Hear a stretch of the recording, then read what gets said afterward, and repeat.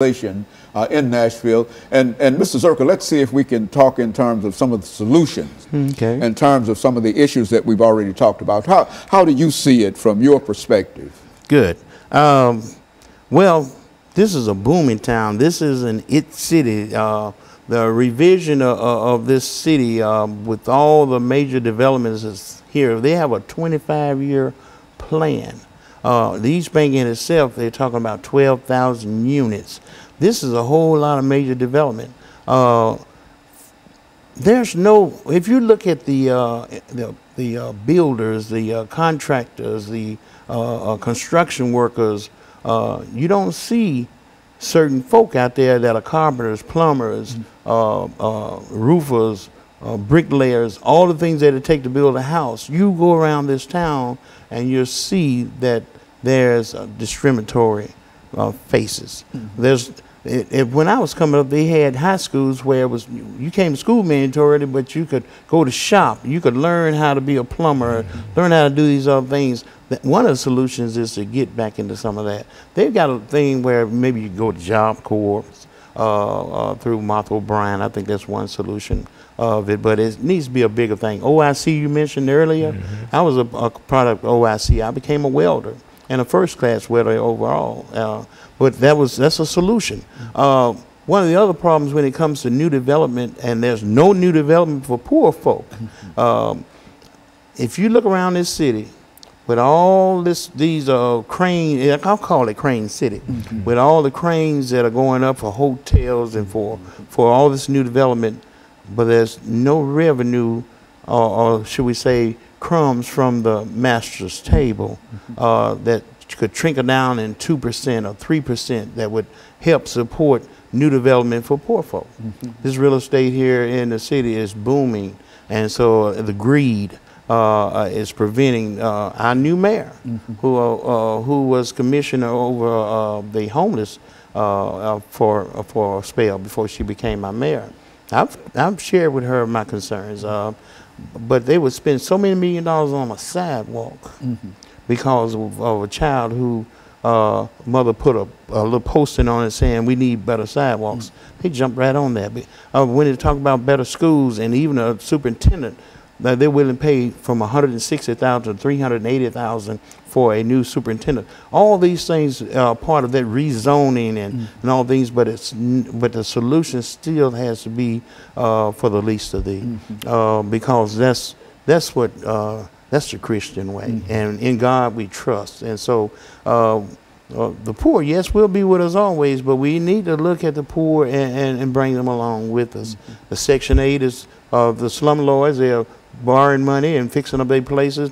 Yeah, I think it was a place called Howard Garden. They advertised everybody's lease was not being renewed. That's going on all over the city too, because they're redoing their properties so where they can get that market value rent. And then you have like the Barnes funds, where they're inviting folks into the city, which is 55,000 area median income. You're talking about gentrification, the haves and the have less, not the have-nots. And so the solution to some of these problems are to be inclusive. You know, they call it integration now, you know, because of the folks who's moving back into town, but it's still a gentrification. It leaves a large number of individuals who are not as wealthy or fortunate, financially able, and even Section 8, which at one time was able to sort of provide funds for individuals to rent out support that, these, but now they're not renting to them. And I would imagine, has the money in Section 8 gone up any in terms of the money is available, but and they're giving out vouchers left and right, but people are saying, I mean, you know, they come to me all the time, where can I, do you know where I can find a place to live? I'm saying, I'm sorry, that's a nobody problem. Can afford, none of the owners. Well, they're not renting to Section 8 folks. Section 8 folks. They're renting to these folks, and they're being compensated 20% by the Barnes funds with the have less. You know, but what about the have-nots, the $9,000, $18,000 a year incomes? They can't afford this type of rent, you know, and they're being forced out too, by the way. Pastor Walker, speak to that.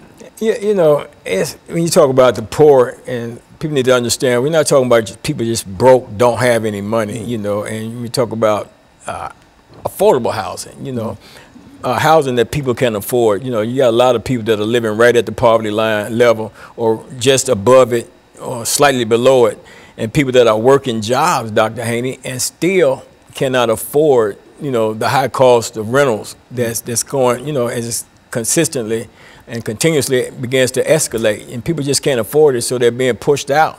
And then at the same time, you know, wages are not increasing, affordable housing developments are not going up, but every time you look around, there are more and more and more of the high dollar rentals.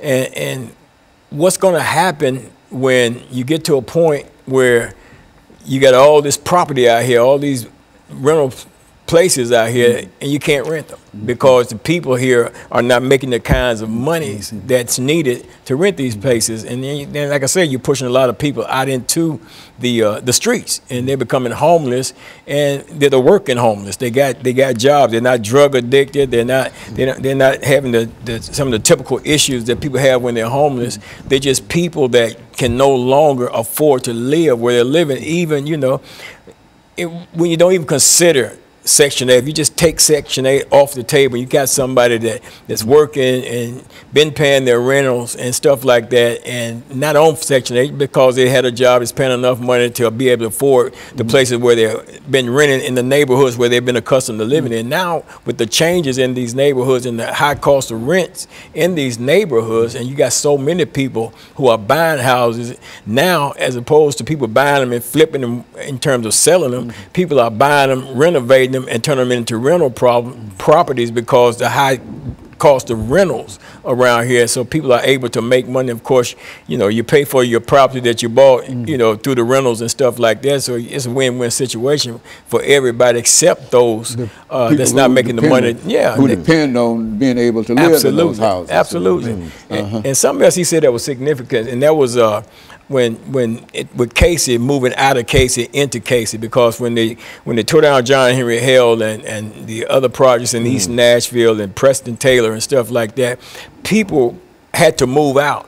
And then the criteria to get back in, so many of them couldn't move back in and had been living there for years. So then they create these neighborhoods way out, Antioch, Cane Ridge area, all the way down in there. You go around these streets, no street lights, and they put them in these little isolated communities out there, away from everything. If you don't have transportation, you don't get out of there because there are no bus services out there. So, you know, it's almost like the reservation type thing that you mentioned earlier, you know, and it's a sad situation, and something, you know, something needs to happen. I don't know what's going to happen, but I can envision at some point you're going to be dealing with some ghost town type of situation because you're going to build all these structures and stuff, and you're not going to have the people that's making the kind of money that these things call for. Yeah, absolutely. So, you know, something's got to give on that.